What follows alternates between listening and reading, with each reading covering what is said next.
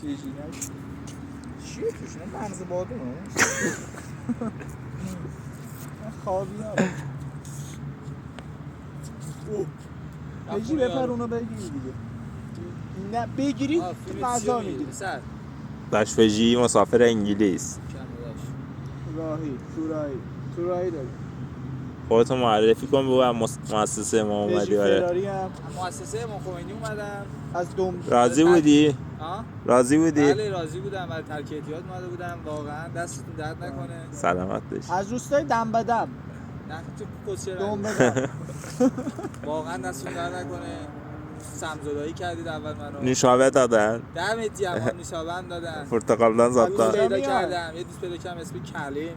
از کجا میاد؟ مسافر کی هستی؟ بهبهان. کجا میرید؟ میریم به سمت شیراز. حالا چرا میرید اونوری؟ دیگه کونم میخوره. میخوام بریم اونوری. غذاش چطور؟ عالی بود، بد نبود.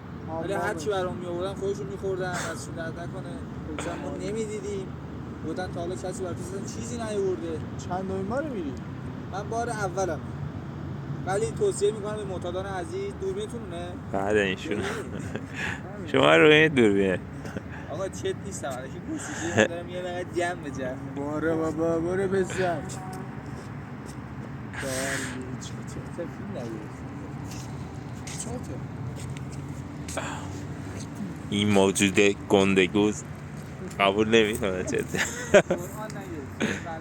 یه پشتک بزنی نگرفته. کی میتونه برداره؟ چقدر میدی؟ 100 میدم برداری. 200 300 یه سینی میدم بهت. وایس برو. آقا برو. تو بردار. 500 میدم هر کی برداره. خودت دست بنداز. تو تابلو بود حجم رو دیدم. 500 میدم هر کی برداره. همین برو بردار خودت داداش. برو. بر نداشتم چی؟ 500 میگیریم دیگه خیلی. میگیرید با همین؟ پولت آزمایش می‌کنی. تست کنم. به حجم نگاه کنی نیاز نیست تست کنی. واسه گرم کن. شکبارو بزن یه 20 تا.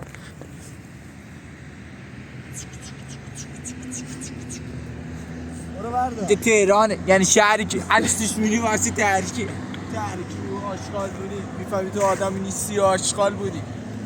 اینجا همه گرگم. میخوای باشی مثل بره؟ به من بگو. آه. دیس بری. باشه. دیس و دیسلایک. صبر کن یه دونه خفن یادم بیاد.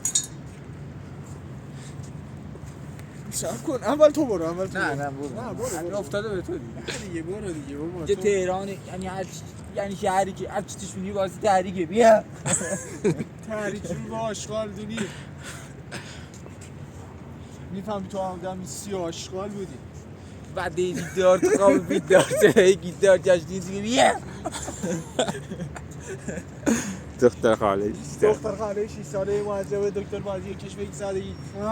رانه مردم اسکی نداره. دختر خاله معجبه یاد افسانگی زیر بعد دکتر بازی کشف یک سالگی. زن همسایه مشکل جنسی، شوهر بیکاره، 3 سال حبس آوش نخورده، سکس نیمه کاره. ماشاءالله. همینجا انصراف میدم.